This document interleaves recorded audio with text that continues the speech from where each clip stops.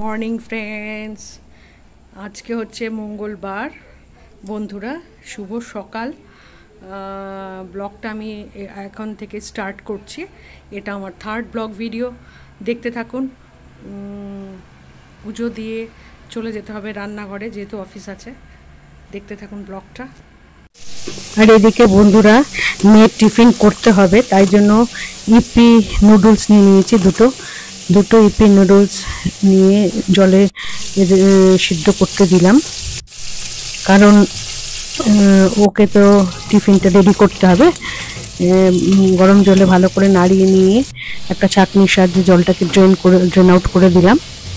তারপরে একটু তেল কড়াইয়ে দিয়ে দিলাম, সাদা তেল দিয়ে ওই ইপি নুডলসটাকে দিয়ে ভালো করে একটু নাড়িয়ে নিচ্ছি। কারণ এমনি সিদ্ধ করে দিলে ওটা দলা পাকিয়ে যায়, আমার মেয়ে খেতে ভালোবাসে না। একটু তেলে ফ্রাই করে মশলা দিয়ে, এই যে ইপির যে মশলাটা, লাল মশলা, সেটা দিয়ে দিলাম। দিয়ে একটু নাড়াচাড়া করে তেলে ভেজে দিলে কি হয়, এটা অনেকক্ষণ মানে দলা পাকিয়ে যায় না, ওটা এরকম ছাড়া ছাড়া থাকে। দেখুন আমি যেভাবে করেছি, এটা আমার মেয়ের খুব ফেভারিট। এবার বাজার মানে রান্না করার পাড়া, এই যে ঢেঁড়স আনা হয়েছে, এই ঢেঁড়সগুলো প্লাস্টিকের থেকে একটা পাত্রে ঢেলে নিলাম। কড়াই এভাবে মাঝখান থেকে টুকরো টুকরো করে কেটে নিলাম। এবার কড়াই তেল দিয়ে তার মধ্যে একটা শুকনো লঙ্কা, একটু কালো জিরে ফোড়ন দিয়ে দিচ্ছি। শুকনো লঙ্কা এবং কালো জিরেটাকে তেলের মধ্যে একটু টেলে নিলাম, একটু খুন্তির সাহায্যে নাড়িয়ে নিলাম। এবার ঢেঁড়সগুলোকে ওর মধ্যে দিয়ে দিলাম, তেলের মধ্যে একটু নাড়াচাড়া করে নিচ্ছি।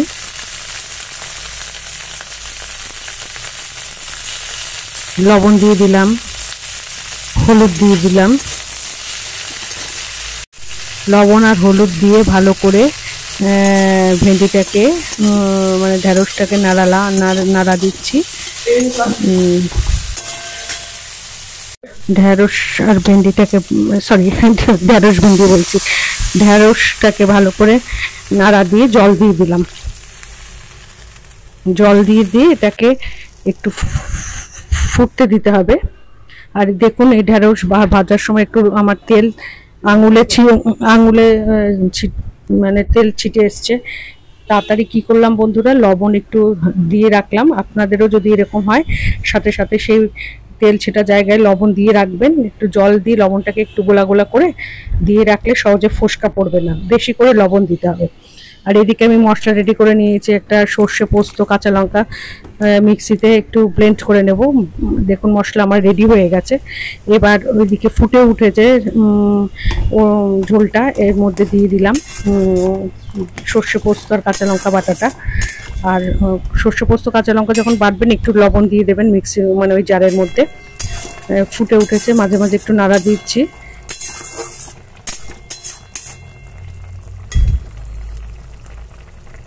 এটাকে মানে এমনি ঢেঁড়স সিদ্ধ হয়ে গেছে। দেখুন আস্তে আস্তে জল মানে ঝোলটা শুকিয়ে গেছে। এই সময় একটা ট্রিক্স আছে বন্ধুরা, এই যে যখন ঝোলটা শুকিয়ে আসবে, দেখুন একদম মাখা মাখা হয়ে গেছে।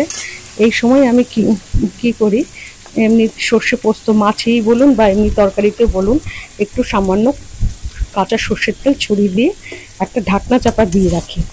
তাতে কি হয়, এই যে আমি তেলটা দিলাম, কাঁচা তেল দিয়ে এবার নাড়িয়ে একটা ঢাকনা চাপা দিয়ে রাখবো। তাহলে ওই তেলের ফ্লেভারটা, কাঁচা তেলের ফ্লেভারটা সর্ষে পোস্ত ওই ভেন্ডির মধ্যেও ঢুকে যাবে এবং খেতে দারুণ লাগে, ফ্লেভারটা দারুণ হয়। এবার নামিয়ে নিলাম একটা পাত্রে। এটা লুচি রাত্রিরে রুটির সাথে বা আপনারা দুপুরবেলা গরম গরম ভাতেও খেতে পারবেন। আর একটা ট্রিক্স বলছি রান্না করতে করতে বন্ধুরা, এই দেখুন ধনে পাতা সতেজ রাখার উপায়। এই যে দেখতেই পাচ্ছেন বোটাওয়ালা সমস্ত ধনে পাতাগুলো আছে। যদি অনেক দিন পর্যন্ত ধনে পাতা টাটকা রাখতে চান, তাহলে কি করতে হবে, ধনে পাতার এই যে গোড়ার দিকটা, এই যে যেরকম ভাবে আমি দেখাচ্ছি, সেটাকে কেটে বাদ দিয়ে দিতে হবে। বাদ দিয়ে এই যে অংশটা আমি এই যে মানে রুট পোর্শনটাকে বাদ দিয়ে দিতে হবে। আর এই যে ডাটি পোর্শন যার মধ্যে পাতাগুলো আছে, সেগুলোকে আমি এক জায়গায় করে রাখলাম। অনেকটাই ধনে পাতা এনেছিল বাজার থেকে, সেইগুলো সব আমি বোটাগুলো কেটে আলাদা করে, এই দেখুন বোটাগুলো আলাদা করে রেখেছি। আর এই যে সবুজ অংশটাকে একটা টাইট কন্টেনারের মধ্যে রেখে দেবেন, যাতে ওর মধ্যে হাওয়া ঢুকতে না পারে। তাহলে ধনেপাতাগুলো অনেক দিন লাস্টিং করবে এবং ভালো থাকবে, টাটকা থাকবে। এই যে আমি এরকম একটা টাইট কন্টেনারে ধনেপাতাগুলোকে ঢুকিয়ে, এটা একটা ছোট্ট একটা টিপস বলতে পারেন। এইদিকে দেখুন আমি অফিসে আসবো, বিধাননগর স্টেশনে দাঁড়িয়ে মানে টিকিট কাটতে যাচ্ছি, ওই সময় দেখি এই যে দেখুন আমি চিনি না দুজনে চুলোচুলি বেঁধেছে।